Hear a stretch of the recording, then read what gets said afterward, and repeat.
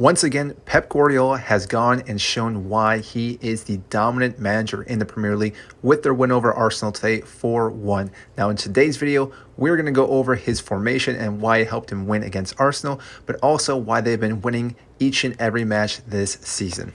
Now, first off, let's look at the formation that Pep Guardiola has been utilizing this season. Now, the formation starts with a 4-3-3. Now, with an injury to Ake, Akanji has moved off to the left side, where typically he's on the right side, where Walker is coming off the bench. But in today's match against Arsenal, Akanji slided to the left, Walker started on the right, with Diaz and Stones as a CB. Rodri, Guardiola, and De Bruyne made up the midfield, while Grealish, Highland, and Silva were up top for the attacking thirds. Now, the thing with this formation is it's very flexible, where Pep Guardiola has almost moved it to a 3-2-2-3, where Rodri and Stones play as almost the holding midfield. Guardiola and Kevin De Bruyne can move up in the attacking third. Grealish and Silva can be out in the wings, and Highland can still be playing as the number 9. Now, as this formation keeps moving around, it can drop then to almost a 4-2-1-3-1, where again, Rodri and Stones are holding in the midfield. Guardiola can go back and forth, and Kevin De Bruyne can play as a number 10 and play with Highland, which we saw in today's match. Now, from there, it can also then move to attacking 4, or even drop to a 4-2-3-1, which again gives Grealish and Silva the capabilities of running down the sideline and being their defenders one-on-one and playing a ball into the box. Now, from there, they can also then overload either side. Now, whether that's on the right side or the left side, as we're seeing the players shift from right to left here, which again allows them to overload, which actually was utilized in the last goal where Erling Haaland scored to solidify the win for a 4-1 win. Now, there are some key factors into this. Now, playing the ball, again, allows Manchester City to really hold possession, where they can ping the ball back and forth to the middle, to the outside, back and forth up to Highland, or they can play a long ball over their top, which we saw in the first goal, where Highland's able to bring the ball down, and we saw Kevin De Bruyne run onto the open space and finish a superb shot past Ramsdale, who maybe should have saved this shot, but still take nothing away from the formation and the play style that Manchester City has been utilizing. Now, on top of that, we have to look at some key players in this. Now, the first one is going to be John Stones. Now, like I had mentioned earlier in this video, John Stones starts as a CB, but eventually does move up into the midfield area. Because of this, they're now able to overload the midfield, which makes it very difficult for any team, because with the back three with Akanji, Diaz, and Walker in this match, again, that gives them enough defensive-wise, but having Stones move up into the midfield, again, gives you that extra player to overload the midfield and play more balls to John Stones or even Rodri. Now, John Stones, talking about him, he has been one of the best midfielders this season when it comes to passing the ball. If we look at the charts here, you are seeing his numbers and how well he's been doing for Manchester City, and Pep Guardiola has been able to get the best of this player. Now, with him in the midfield, you're not expecting any long balls, through balls, or anything along those lines. He's doing 1 or 2 quick touches and making quick passes.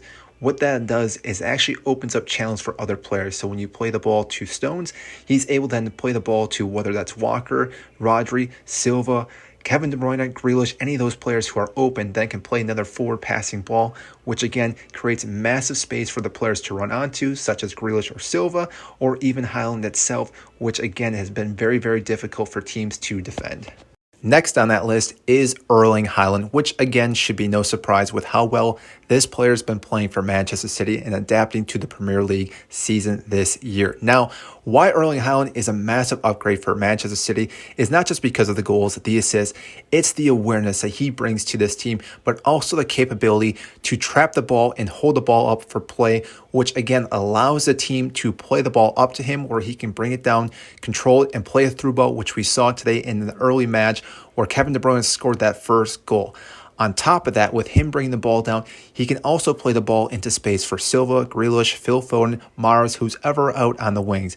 Because of this, this creates a little bit more chaos for the defending team, because when he plays those balls into open space, those players are able to be creative and do a one-on-one dribble, where most of the time they will get past them, or again, they're able to ping the ball back to Highland, who will be in the box waiting for a one-touch finish. Along those lines, we also know that Haaland can also run onto the ball, such as Grealish and Silva, and therefore, again, when he's doing that, that causes defenders to go towards him, which we saw in the third goal in the Manchester City match here, because as he's dribbling the ball, you're seeing all defenders from Arsenal converge onto him, which again leaves Kevin De Bruyne wide open, where he plays the ball off to him, and a quick finish for Kevin De Bruyne sees them go up 3-1. Which leads us to our last player that is very important for this formation, and that is Kevin De Bruyne.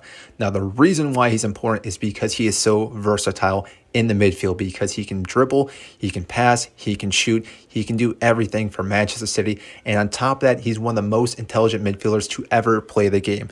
Now, why this is so important? Because he can actually play as a number 10, he can sit back, he can go forward as an attacking player, and therefore, again, he can actually free roam throughout the entire match, which is very difficult for teams. Now, during the Arsenal game, we watched Partey follow him around for the most part, but because of that again created chances in the midfield for, again, Manchester City to overload with Stones, with Guardiola, with Rodri, Silva, Grealish, and all these players. And it was very difficult for Arsenal to ever get possession of the ball or even dictate this game. Now, again, with Kevin De Bruyne, what we saw then, him and Erling Haaland were able to play 1-2 balls, which again did lead to multiple goals at this game. And not only in this match, but we've seen this happen time and time again, where Kevin De Bruyne is in the right spot. He can play a through ball to Jack Grealish, who again can dribble the ball up, play the ball to Erling Haaland, where they find the back of the net. Therefore, again, there's multiple options for Manchester City to break down the defense for teams, not just Arsenal, but the rest of the Premier League teams. With the match ending 4-1, Manchester City now are sitting at 73 points with 31 matches, Arsenal 33 with 75 points. Therefore, Manchester City now have 2 games in hand. If they win those, we'll go in first place. And we all know how Pep Guardiola and Manchester City go on these tears at the end of the season. And it looks like this might be another season for Manchester City to lift the Premier League trophy. And it looks unfortunate for Arsenal, who again were sitting in first for such a long time, may fall short this season to lift the title once again.